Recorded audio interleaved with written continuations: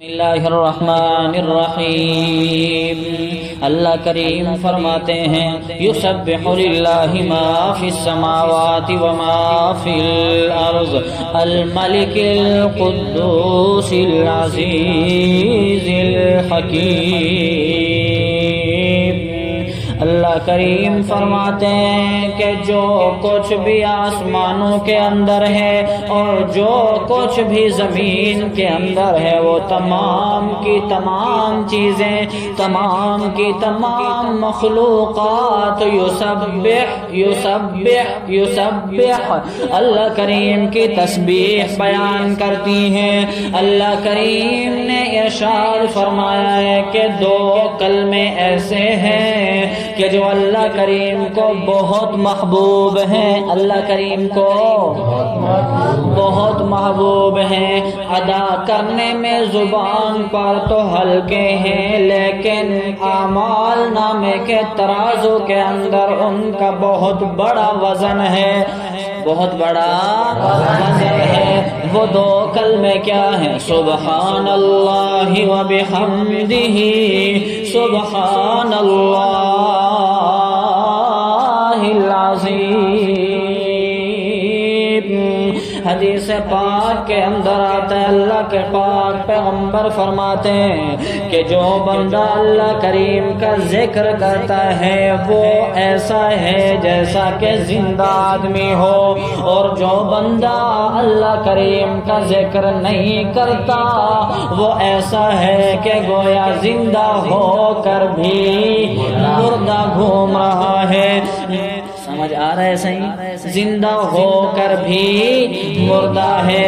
تو اللہ کریم نے یہاں پر ذکر کرنے کی ترغیب دی کہ اللہ کریم کا ذکر کرتے رہنا چاہیے۔ پھر آگے اللہ کریم نے اپنی چار صفات ذکر کی۔ نمبر ایک الملک، الملک الملک، ملک کا معنی ہوتا ہے بادشاہ۔ کائنات کے اندر، دنیا کے اندر بھی بہت سارے بادشاہ ہیں، ہر ملک کا الگ الگ بادشاہ ہے۔ اللہ کریم وہ بادشاہ ہے کہ جو تمام کے تمام بادشاہوں کا بھی بادشاہ ہے۔ القدوس،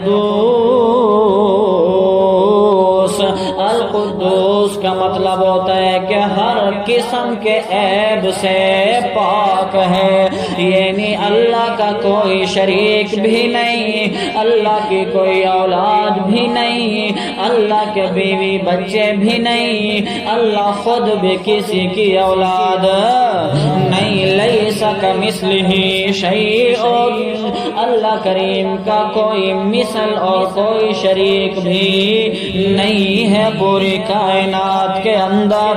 العزیز کا مطلب ہوتا ہے غالب، اقتدار والا، زبردستی والا۔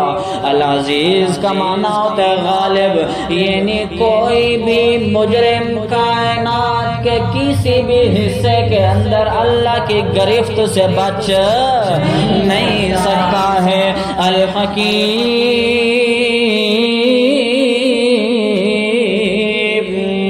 اللہ حکیم ہے، یعنی اللہ جو بھی حکم دیتا ہے کسی کام کے کرنے کا تو اس کے اندر بھی حکمت، کسی کام سے روکتا ہے تو اس کے اندر بھی حکمت موجود ہوتی ہے۔ بات سمجھ شریف میں آ رہی ہے؟ اللہ نے اپنی چار صفتیں ذکر کی ہیں۔ الملک جو بادشاہ ہے، تمام کے تمام بادشاہوں کا بادشاہ۔ نمبر دو القدوس جو ہر قسم کے عیب اور نقصان سے پاک ہے۔ العزیز جو غالب ہے، کوئی بھی مجرم کائنات کے کسی بھی حصہ کے اندر اللہ کی گرفت سے بچ نہیں سکتا ہے۔ الحکیم حکمت والا ہے، جو حکم دیتا ہے وہ بھی حکمت سے اور کسی کام سے روکتا ہے تو بھی حکمت سے۔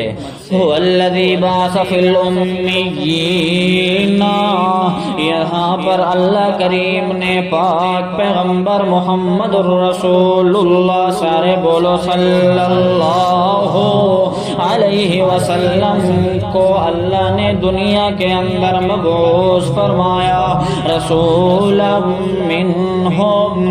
اللہ کریم فرماتے ہیں کہ اللہ نے امی لوگوں کے اندر انہی میں سے ایک رسول بھیجا۔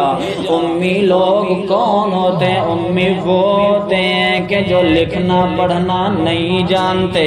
سوال یہ ہے کہ بابا عرب کے اس وقت معاشرے کے اندر تو شعر و شاعری بہت عروج پر تھی، شعر و شاعری کی محفلیں لگتی تھی، مقابلے ہوا کرتے تھے، پھر ان کو امی کیوں کہا گیا؟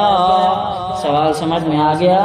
تو اس کا جواب یہ ہے کہ چونکہ ان کے اندر تعلیم کا رواج بہت کم تھا، اس لیے ان کو امی کہا گیا۔ تعلیم کی کمی کی وجہ سے ان کو امی کہا گیا۔ اور یہ لوگ عربی تھے، قریشی تھے، ہاشمی تھے۔ اللہ کریم فرما رہے رسولا منہم، رسولا منہم، اللہ نے جو رسول بھیجا ہے تو وہ بھی انہی میں سے بھیجا ہے۔ پہلا مطلب اس کا کہ انہی میں سے بھیجا، پہلا مطلب کہ جیسے وہ بھی امی تھے ایسے اللہ کے پاک پیغمبر کا بھی پوری کائنات کے اندر کوئی استاد نہیں۔ اللہ کے پاک پیغمبر کا استاد ہے تو کون؟ اللہ نے ہی اپنے پاک پیغمبر کو تعلیم دی۔ اللہ کے پاک پیغمبر بھی لکھنا پڑھنا نہیں جانتے تھے، لیکن پوری دنیا کے کروڑوں پڑھے لکھے اللہ کے پاک پیغمبر کے ایک امی پر قربان، کیونکہ اللہ کے پاک پیغمبر جو اللہ کریم سے، اللہ کریم کی طرف سے جو کتاب لے کر کے آئے، پوری کائنات کے علماء، بلغاء، فصحاء مل کر کے، شعراء بھی مل کر کے اس قرآن جیسا کوئی کلام نہیں لا سکے۔ ایک معنی رسول منہم کا کہ اللہ نے انہی میں سے رسول بنا کر کے بھیجا، جیسے وہ امی اسی طرح اللہ نے بھی انہی میں سے رسول بھیجا۔ دوسرا مطلب رسول منہم کا کہ وہ بھی عربی تھے، اللہ نے جو نبی بھیجا وہ بھی عربی، وہ بھی ہاشمی تھے تو اللہ نے جو رسول بھیجا وہ بھی ہاشمی بھیجا۔ وہ بھی قریشی تھے، اللہ نے جو نبی اور رسول بنا کر کے بھیجا وہ بھی قریشی بنا کر کے بھیجا۔ پھر آگے اللہ کریم نے اپنے پاک پیغمبر کی 4 صفات ذکر کی ہیں۔ کیا؟ 4 صفات ذکر کی ہیں۔ اللہ نے اپنے نبی اور رسول کو نبی اور رسول بنا کر بھیجنے کے 4 مقصد ذکر کیے۔ پہلا مقصد یتلو علیہم آیاتہ، کہ اللہ کے پاک پیغمبر ان کو جو ہے اللہ کا قرآن پڑھ کے سنائیں گے۔ کیا پڑھ کے سنائیں گے؟ اللہ کا قرآن پڑھ کے سنائیں گے۔ نمبر 2 وَيُزَكِّيهِمْ، اور تزکیہ کریں گے۔ تزکیہ کا کیا مطلب؟ تزکیہ کا مطلب یہ ہے کہ ان کے اخلاق درست کریں گے، ان کے اندر کی برائیوں کو ختم کریں گے، ان کے عقیدے کے اندر جو فساد ہے کہ یہ بتوں کو عبادت کرتے ہیں، بتوں کو سجدہ کر رہے ہیں، ان کے اس طرح کے عقیدے کو ختم کریں گے۔ نمبر 3 وَيُعَلِّمُهُمُ الْكِتَابَ،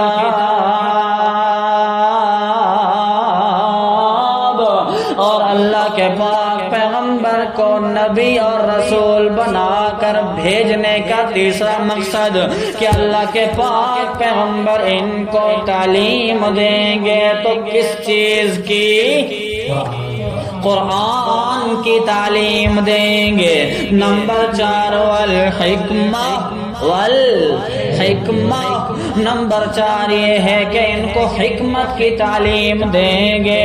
مفسرین فرماتے ہیں کہ یہاں پر حکمت سے مراد یہ ہے کہ اللہ کے پاک پیغمبر قرآن پڑھ پڑھائیں گے بھی، اور حکمت یہ ہے کہ قرآن کا ترجمہ اور تشریح پڑھ کے سنائیں گے بھی اور سمجھائیں گے بھی۔ اللہ کریم نے اپنے پاک پیغمبر کو بھیج کر کے ان کے بھیجنے کے 4 مقاصد ذکر کر کے ارشاد فرمایا، وَإِن كَانُوا مِن قَبْلُ لَفِي ضَلَالٍ مُبِينٍ۔ جبکہ اس سے پہلے یہ لوگ کھلی گمراہی کے اندر تھے۔ کھلی گمراہی کے اندر کس طرح؟ یعنی اس طرح کہ اللہ کو چھوڑ کر غیر اللہ کی عبادت کرتے تھے۔ کھلی گمراہی، اللہ کو چھوڑ کر بتوں کے سامنے سجدے کیا کرتے تھے۔ کھلی گمراہی، پانی، جانوروں کو پانی پلانے کے معاملے میں لڑائی ہو گئی تو نسلوں تک یہ جنگیں اور دشمنیاں چلتی تھیں۔ کھلی گمراہی، جی کسی کے ہاں بیٹی پیدا ہو جاتی تھی تو زندہ زمین کے اندر گڑھا کھود کر کے دفن کر دیتے تھے۔ کھلی گمراہی، اس سے پہلے یہ لوگ کھلی گمراہی کے اندر تھے۔ اللہ کے پاک پیغمبر آئے، آ کر کے ان کے عقیدے کو بھی ٹھیک کیا، ان کے اخلاق کو بھی ٹھیک کیا، تعلیم دی تو قرآن کی تعلیم دی، حکمت سکھائی تو قرآن کا ترجمہ اور تفسیر اور تشریح سمجھائی۔ اللہ کریم فرماتے ہیں وآخرین منہم، اور ان میں سے جو دوسرے ہیں، دوسرے کا مطلب یہ ہے کہ یہ عربیوں کے علاوہ جو عجم کے لوگ ہیں، پوری کائنات کے لوگ ہیں، وآخرین منہم، جو دوسرے لوگ ہیں، یمین، شمال، شرق، غرب کے لوگ جو ہیں، جو ابھی پوری کی پوری کائنات میں موجود ہیں یا جو ابھی پیدا ہی نہیں ہوئے، قیامت تک آتے رہیں گے، پیدا ہوتے رہیں گے، ان کے لیے بھی اللہ نے اپنے نبی اور رسول کو نبی اور رسول بنا کر کے بھیجا۔ سمجھ میں آ گیا؟ یہ اللہ نے اپنے پاک پیغمبر کو ایک خاص امتیازی شان عطا فرمائی کہ پہلے جو انبیاء آتے تھے تو وہ ایک خاص قبیلے اور قوم کے لیے نبی بن کر کے آتے تھے۔ جب اللہ کے پاک پیغمبر کو اللہ نے نبی بنا کر کے بھیجا تو پھر وآخرین وآخرین وآخرین منہم، اور ان میں سے جو دوسرے ہیں، کیا مطلب؟ یعنی قیامت تک جو دوسرے آتے رہیں گے، اللہ نے ان کے لیے بھی اپنے پاک پیغمبر کو نبی بنا کر کے بھیجا۔ یعنی جب سے اللہ نے اپنے پاک پیغمبر کو نبی اور رسول بنا کر کے بھیجا تو اللہ نے نبوت کا سلسلہ اور نبوت کا دروازہ بند کر دیا۔ اللہ نے اپنے پاک پیغمبر کو آخری رسول اور نبی بنا کر کے بھیجا۔ اس کے بعد کوئی نبی دنیا کے اندر پیدا نہیں ہوگا۔ بات سمجھ شریف میں آ رہی ہے؟ اللہ کریم فرماتے وآخرین منہم لما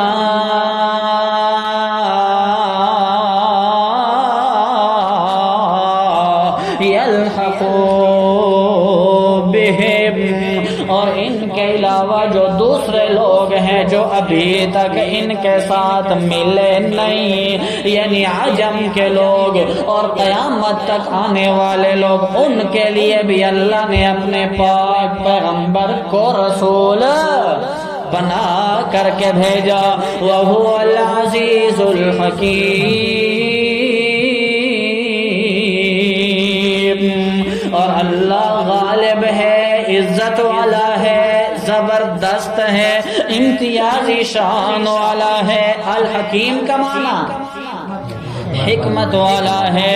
پھر اللہ کریم فرماتے ہیں ذالک فضل اللہ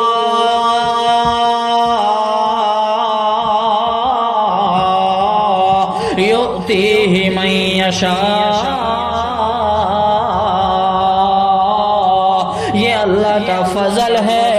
اللہ جس کو چاہتے ہیں دے دیتے ہیں۔ اللہ نے ان کافرین مشرکین کو اللہ نے جواب دیا کہ جو لوگ یہ کہتے تھے کہ اگر اللہ نے نبی بنانا بھی ہوتا تو اس غریب کو کیوں بناتے، اس یتیم کو کیوں بناتے، اگر اللہ نے نبی بنانا بھی ہوتا تو ہم میں سے کسی سردار کو نبی بناتے۔ سمجھ آ رہی ہے؟ تو اللہ کریم نے فرمایا ذالک فضل اللہ،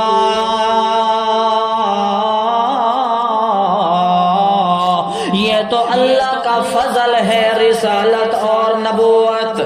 یہ کیا ہے؟ اللہ کا فضل ہے نبوت اور رسالت، یؤتی من یشاء، اللہ جس کو چاہتے ہیں عطا فرما دیتے ہیں۔ ایک مطلب، اور دوسرا مطلب کہ اس وقت جو صحابہ کرام تھے ان کو اللہ نے پاک پیغمبر کی زیارت کرنے کی توفیق نصیب فرمائی کہ اللہ کے پاک پیغمبر کیسے اٹھتے تھے، کیسے بیٹھتے تھے، کیسے چلتے تھے، کیسے رکتے تھے، کیسے جنگ کرتے تھے، کیسے اللہ کے پاک پیغمبر کی امن کی حالت تھی، کیسے جنگ کی حالت تھی، کیسے کھاتے تھے، کیسے پیتے تھے، کیسے سوتے تھے، کیسے جاگتے تھے، کیا کیفیات تھی اللہ کے پاک پیغمبر کی، اس وقت یہ سب کچھ دیکھنے کی توفیق اللہ نے صحابہ کرام کو دی، مرحمت فرمائی، نصیب فرمائی۔ آج کے جو لوگ ہیں یہ اس وقت نہیں تھے، کسی کے بھی دل کے اندر آ جائے کہ کاش کہ میں اس وقت ہوتا، پاک پیغمبر کی زیارت کرتا، کاش کہ میں اس وقت ہوتا، اللہ کے پاک پیغمبر کے ساتھ مل کے جہاد کرتا، کاش کہ میں اس وقت ہوتا، اس وقت میں اللہ کے پاک پیغمبر کا محافظ اور سیکورٹی گارڈ ہوتا، کاش کہ میں اس وقت ہوتا، اللہ کے پاک پیغمبر کے فرما برداروں میں شامل ہو جاتا جن کے لیے اللہ نے دنیا کے اندر رہتے ہوئے جنت کی خوشخبریاں دے دی۔ اللہ کریم فرماتے ہیں ذالک فضل اللہ، یہ تو اللہ کا فضل ہے کہ اس وقت جو لوگ تھے ان کو اللہ نے یہ توفیق نصیب فرمائی۔ اب جو یہاں پر یہ لوگ موجود ہیں جو قیامت تک آئیں گے ان کو اللہ کے پاک پیغمبر کی زیارت کی توفیق تو دنیا میں نہیں ملی، لیکن اگر وہ ایمان لے کر کے آئیں گے، اگر وہ مسلمان بنیں گے، اگر وہ اللہ کی بات کو مانیں گے، اگر وہ رسول اللہ کی بات کو مانیں گے، اگر وہ اللہ کی کتاب قرآن کی بات کو مانیں گے، قرآن کے احکام پر عمل کریں گے، تو پھر قیامت کے دن اللہ کے پاک پیغمبر اپنے ہاتھوں سے حوض کوثر پلائیں گے، زیارت بھی ہوگی کہاں؟ جنت کے اندر۔ تو اللہ کریم فرماتے ہیں یہ تو اللہ کا فضل ہے نبوت اور رسالت، یہ تو اللہ کا فضل ہے کہ اللہ کس کو اپنے نبی کی زیارت کی توفیق نصیب فرما دے، یؤتی من یشاء، اللہ جسے چاہتے ہیں عطا فرما دیتے ہیں۔ واللہ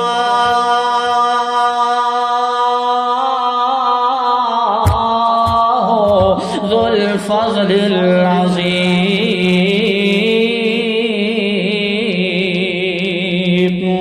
اور اللہ بہت ہی بڑے فضل والے ہیں۔